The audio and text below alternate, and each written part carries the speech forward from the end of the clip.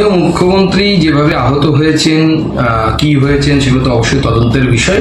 যাদের তদন্ত করার দায়িত্ব তারা করবেন, কিন্তু আমার মনে হয় এই মুহূর্তে সব থেকে বড় বিষয় হচ্ছে মাননীয় মুখ্যমন্ত্রী যতটা দ্রুততার সাথে সুস্থ হয়ে নিজের স্বাভাবিক জীবনে ফিরবেন, আমরা সেটাই প্রার্থনা করছি ঈশ্বরের কাছে। উনি দ্রুত সুস্থ হয়ে ফিরে আসুন স্বাভাবিক কাজে, সে রাজনৈতিক কাজ হোক এবং প্রশাসনিক কাজ হোক।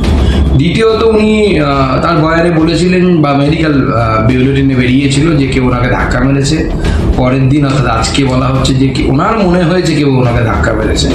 কি হয়েছে আমরাও জানি না, তদন্ত হওয়া প্রয়োজন। ওনার সুরক্ষা, মাননীয় মুখ্যমন্ত্রীর সুরক্ষা অত্যন্ত গুরুত্বপূর্ণ বিষয়।